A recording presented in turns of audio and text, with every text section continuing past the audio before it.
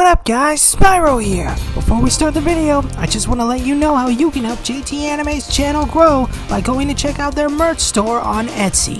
You can help support the channel by purchasing merchandise like It's Bringing You All That Nerdy Goodness t-shirt, multiple variants coming soon. And just to remind you, new merchandise will be added regularly and all confirmed purchases get a special shout out in future videos. You can also support them at their Buy Me a Coffee page where they'll soon be offering membership exclusive content such as new videos and more of their original and upcoming content like JT Anime and Nerd's new Pendragon Knights of the Round, one of many stories in JT Anime's new superhero universe. Finally, be sure to check out their Amazon affiliate links in the description and pinned comment below. You can not only find incredible products, but also help them toward our goal of turning this YouTube channel into a full-time gig, so they can provide you with higher quality content. So be sure to Hulk smash that subscribe button for more content. JT Anime and Nerd, bring you all that nerdy goodness. Enjoy the video. A moment later, the bandits bring Spyro and friends to what appears to be the center of a large rock formation. Roberto then brings Spyro and friends to their leader, who seems to be stirring a large cauldron of some kind. Feel honored, El Dragons, for you are in the presence of Mama Norquita. Mama Norquita then reveals herself to be a large female Nork, who's very hard to look at. The hell? Oh, I think I lost my lunch. Sorry, sore throat. But what are you talking about? Roberto, why they make these sounds? I have no idea, Mama. Roberto then nervously signals Spyro and friends not to mention her appearance, afraid of what might transpire. We were just so affected by our flight here. A bit of heat stroke, I guess. Oh, okay. Drink some ginger ale, should clear right up. Everyone looks at Mama Norquita awkwardly. What? We may be enemies, but I still have paternal instincts. But I digress. So this is the dragon who defeated my husband. What? Husband? Someone actually married you? What husband? Champ, you rotten little iguana! Champ was married. Ah, yes. A love of my life. As pig-headed as he is. I remember when we first met. On the run from the law, it was love at first sight. We couldn't have little Norks of our own, so we made a family of the fiercest bandidos alive. But if Shemp had a family, why'd he come back to the Nork Empire? Bah! My husband was always obsessed with ruling the Nork Empire, not making ends meet. But I love him, and respected his decision. When he told me about the plan to take over the Dry Canyon, I just couldn't wait to welcome him back home. But he didn't come back home. Ooh, I think that's on you guys. You all took my husband from me, and now from what I hear, he's wandering the desert aimlessly. For that, I decided to put a plan in order. What plan? Oh, please don't tell me. Flynn, what's going on? We tricked the little... whatever he is.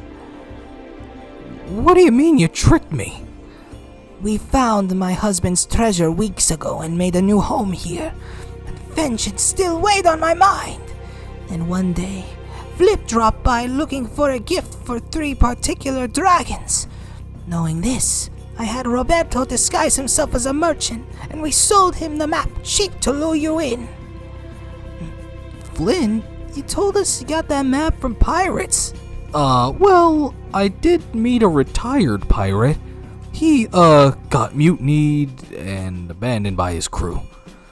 Now I have all the dragons for my revenge. Except him. I don't know him. Who? Me? Yes, you're quite a surprise, and a bit of an ugly one at that. Look who's talking. Roberto then pulls out a dagger. Watch your mouth, Furface! What about the night flight? Huh? I've been doing some extensive research about Clifftown, and today appears to be the day for Clifftown's annual night flight competition, a race to test a dragon's flight. You're out for revenge, right? Go on. Well, why not add defeat into the revenge table? If we defeat you in the race, we get our freedom and the treasure. And if you fail, you can have me along with the other 3. And what exactly do you have to offer, Mama? I was raised by the Machinist dragons, so I can invent machines and weapons guaranteed to make you rich as kings. So what do you say? Mama Norquita, tell me you're not buying this. Quiet, Roberto! I've heard of the Machinist dragons. They were wiped out during the Nork Wars. Very well. 3 rounds. Whoever wins is victorious.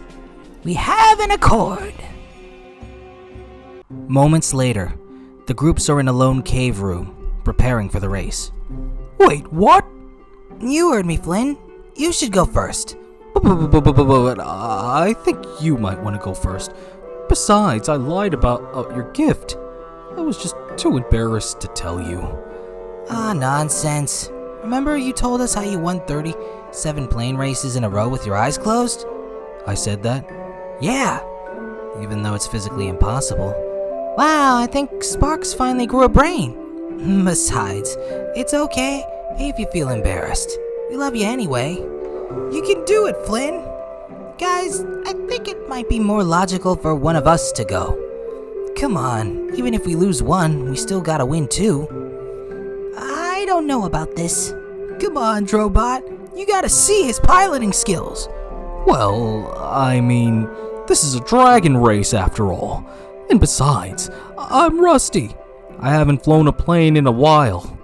I don't even have a plane with me, so, bummer. I guess I can't race. If you all insist.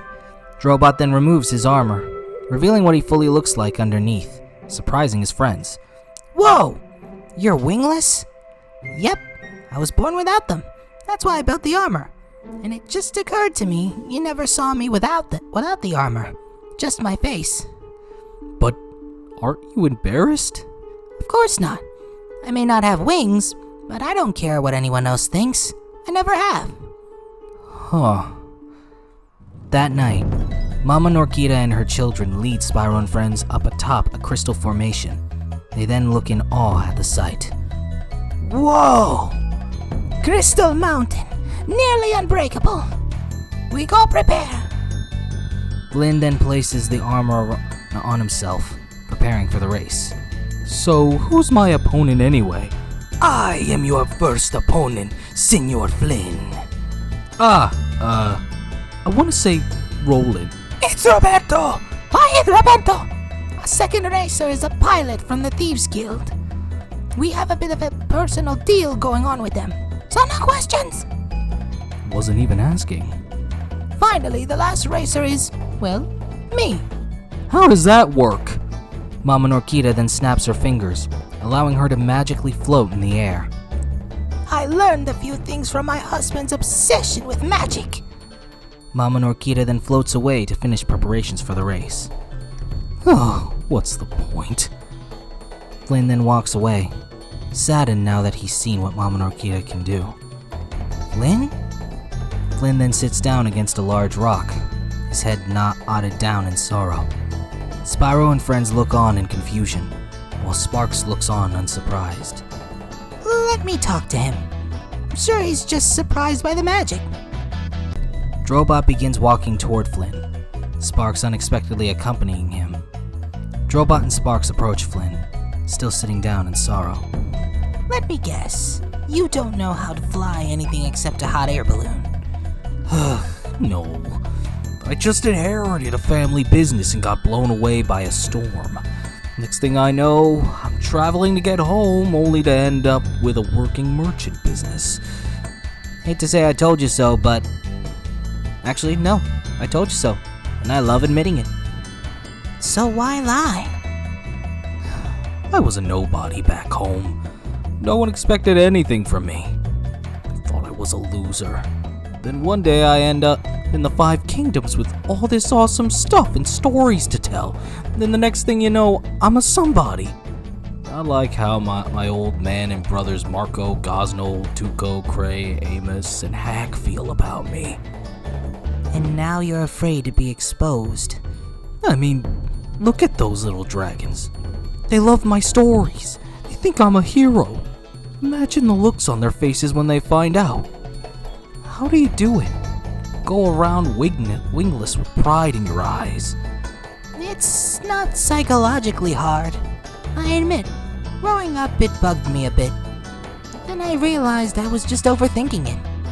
Whether my peers respect me for not having wings or not, I respect myself in the end.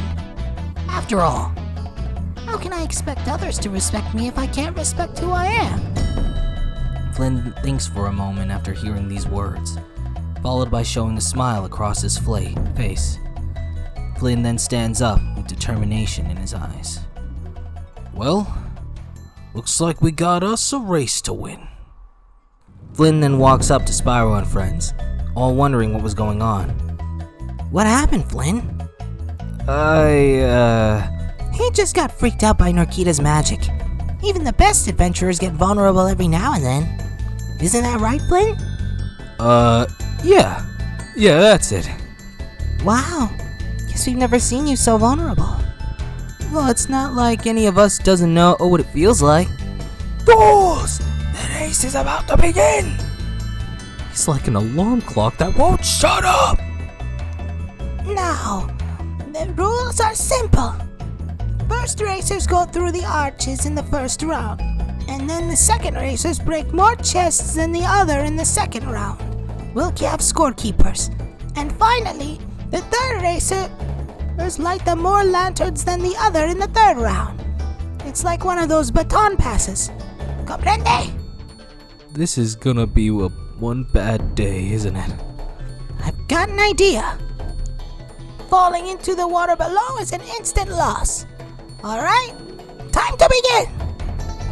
Racers ready? Let's do this. Get set. It's going too fast! Curious about the outburst, Norkita and company look on as Flynn is zooming toward the racetrack in his hot air balloon, zooming fast due to wearing Drobot's armor and its jets being turned on. Ah! Go, go, go! Roberto then flies off, using his silver cape as a way of flight. Flynn continues zooming, coincidentally, into all the arcs perfectly while Roberto is falling behind. After a lengthy first round, Flynn makes it back to the start first, bumping into the ground. Jet stop! Drobot's armor jets then deactivate, allowing Flynn to exit his hot air balloon, followed by taking off the armor and running toward the edge of the cliff. Drobot then proceeds to put his armor back on. Sorry, had to get the element of surprise. Spyro, you're up! As Roberto starts to make it back to the start, Spyro charges off the cliff and begins flying into the race track and begins breaking the empty treasure chests. Move it, Roberto, move it! Tag, you're it! After tagging the blue thief, the thief then starts up his plane and takes off into the racetrack, beginning to break chests. After a bit, Spyro has broken a total of 10 chests, followed by looking back at the group in pride. Haha! I'm gonna win! I'm gonna win! After crashing into one of the cliffs with a chest on it, Spyro slides off and falls into the water, struggling to stay up while the blue thief is breaking chests in the background. Dad! Guys, help! I can't swim! I got him! The group looks on as a splash is heard off screen, only for an annoyed Ember to fly back with a wet Spyro and sets him down next to everyone, an expression of annoyance all over his face. What's the lesson here? Don't gloat until after. There you go. Leave this one to me.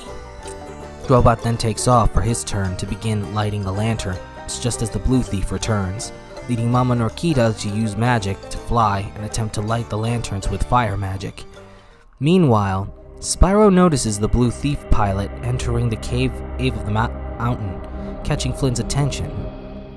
We interrupt this broadcast to give you awesome merch! Support JT Anime and Nerd by purchasing from his merch store on Etsy, like this Why So Serious Joker hat, or this I Always Come Back Springtrap hat. You can even support the creator himself by purchasing the Bring You All That Nerdy Goodness shirt. Multiple variants coming soon. Supplies may be limited, but new merch is added regularly. You can visit the shop by clicking the link below in the description and pinned comment section. And if you make a purchase, let us know in the comments below and we'll be sure to give you a shout out with every purchase at the end of each video. Enjoy JT Anime and Nerd, bringing you all that nerdy goodness. And be sure to Hulk smash that subscribe button if you wish to see more of JT Anime and Nerd's videos. Thanks for watching! As a lengthy race was continuing outside, Spyro and friends followed the thief all the way back to Clifftown, surprised at what they would find.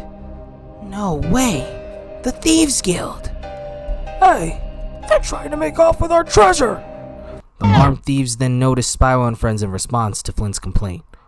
Ooh, I was being too loud, wasn't I? You think? In response, the armed thieves begin to attack Spyro and friends, leading them to attack in retaliation. You're about to get flamed, bros! Meanwhile, Flynn attempts to hide nearby somewhere. After a bit of lengthy fighting, Spyro shoots a fire stream at a thief, not noticing one of the armed thieves behind him. The armed thief then swipes at Spyro, leading him to quickly dodge as he noticed him in that 1 second. However, this leads Spyro to bump into it and shatter the icy spirit gem at the center of the treasure chamber, its fullest of energy seeping into Spyro's body. As Flynn peers from under a mound of gold, he looks to see an armed thief going straight for Spyro as he's getting up, leading Flynn to take instinctual action. Spyro, look out!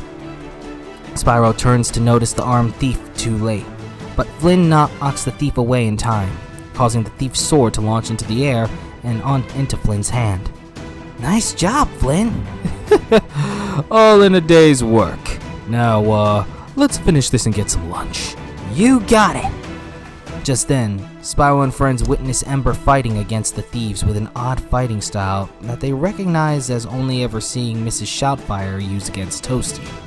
After Ember takes down a few thieves, she lands by Spyro. What was that? Dragon Kata.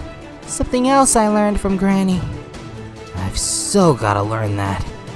Alright, time to finish this. Everyone, brace yourselves! Ember then flies up high, ultimately shooting down her spirit flame and engulfs the treasure chamber. In the aftermath of the fire, Spyro and friends remain unharmed while the thieves all fall down, seemingly unconscious. Spyro and friends then look around in slight confusion as Flynn is poking at a nearby downed thief. He's just sleeping. Ember then flies back down. Nice work, Ember! Now all that's left is for Drobot to win the race? Spyro and friends look on in shock as Mama Norquita, accompanied by her bandito children, walks up with an unconscious and defeated Drobot in her hand. He was strong, but not strong enough to survive my magic. Norquita then throws Drobot at Spyro and friends. Drobot! Flynn then jumps up and catches Drobot, not wanting his friend to be hurt any longer. Phew! That could have been ugly. Oh, that's not ugly. You haven't seen ugly! Mama Norquita then summons flames within her hands, utilizing what magic she learned from her husband. Yes, Mama. Show them no mercy. I doubt your skills can beat magic-infused flame. Norquita then shoots magical flames at Spyro and friends, ultimately coming into contact with them. I should have done this from the start. You dragons are nothing to us, and it's all thanks to poor, naive Captain Flynn. Roberto then looks on and surprised at something. Mama, look! As the smoke clears, Norquita and Roberto look on as they witness Spyro's earth boulder. What is this? Within the earth boulder, everyone's crammed inside, hilariously squeezing each other due to that tight space. A little cramped, don't you think? 2 words, Flynn. Bath time. Uh-oh. Oh no. Incoming sneeze! With a big sneeze, The earth boulder explodes, causing pieces of the earth boulder to hit Norquita and Roberto, pushing them backwards into the cave wall. Seriously, what's with that desert sand allergy? Maybe it's a purple dragon thing. Mama Norquita then begins radiating magical energy from her hands, enraged at Spyro and friends. Now I'm angry! Norquita then shoots a beam of magical energy at Spyro and friends, only for Flynn to take and use the sword he took from the armed thief, and somehow block the beam, splitting it in two. Whoa! What am I doing? Drobot then sits up. Being a real hero, Captain Flynn. Thieves' Guild's swords are magic resistant. No! The beam dissipates, leading Flynn to show off by twirling around the sword for a bit. Let's see you try to outsmart me now. Suddenly, the sword flies out of Flynn's hand, breaking something off screen, with the slight sound of a cat's meow being heard. Maybe we can talk over a soda. Norquita then lifts Flynn in the air with her magic. I'll destroy every last one of you for my husband, starting with this annoying idiota. Another sneeze attack. ¿Qué? With one big sneeze, Spyro unleashes an ice stream, engulfing Norquita and Roberto in its icy energy. Spyro and friends then look on to witness the aftermath. Whoa! In the end, Mama Norquita and Roberto are frozen in ice, showing hilarious expressions on their faces. Flynn then opens his eyes, still in midair until he looks downward. Uh-oh. Ah! Ow! Moments later, back at the Artisan Kingdom, the treasure is being brought into Artisan Castle by the guards, Spyro and friends in attendance. Are you really sure about this, Flynn? Yeah, well, I'm sure these guys can make better use of the treasure than I can. Besides, I'm all about the adventure. You certainly proved yourself, Captain Flynn. Yeah, you were awesome! Until, the whole losing your sword thing. By the way, Spyro, that element you used, it was ice. But oddly enough, you're not an ice or blue dragon. It must have been the spirit gem. It did have ice at its base. It's like when I destroyed Nasty Shard, and then that earth boulder started happening. Well, remind me to thank that gem's pieces when you find them all. Way ahead of you. I've collected the remnants of gem shards. Studying them might give us more insight on Spyro's powers over more than one element. Maybe we can find out where you came from, Spyro. Wouldn't that be something? Well, if you'd like, I can keep an ear out. Flynn then walks over and into his balloon. Leaving already? I've got a lot more adventuring to do, but don't worry. I'll be back before you can say Big Red. Flynn's balloon then heads up into the sky. See you later, Dragonators. As Spyro and friends wave Flynn off, Ember once again begins to think on something. Big Red. That night, within the Machinus realm, Drobot stands within what was once Nasty Nork's war room, but is now the central lab to his new factory, currently still in construction. Meanwhile, Drobot has the ice spirit gem shards within a cylinder tube, analyzing them through his computer, which then shows the data on screen. Incredible! The shards possess a more potent energy within it besides the ice element. DNA analysis error code number 828. No DNA detected for scanning. What? Computer. Utilize multi-compound scanner. The computer then once again scans Spyro's DNA, which is in the form of one of his scales. Analysis complete. Specimen identified as a unknown form of energy. Impossible. How can a corporeal being be made out of energy? According to the data, Spyro isn't even... Suddenly, the main entrance doors explode, leading Drobot to look back in shock. Who the... Ah! Drobot is blasted into the wall, followed by dropping to the ground. Drobot then looks up in distress. Who are you? Do forgive me, youngling, but I can't have you spoil the ending to this story.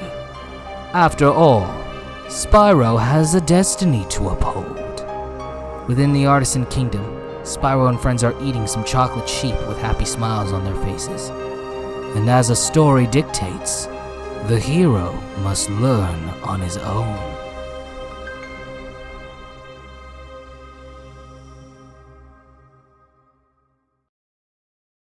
I hope you guys enjoyed this video. If you did, be sure to check out our merch store, Buy Me a Coffee page, and Amazon affiliate link linked in the description and pinned comment below, so you can help us expand the channel and give you guys higher quality content. Also, if you want to check out our original content, be sure to check out the playlists linked in the description below. With all that said and done, I'm JT Anime, and I'll check you guys later.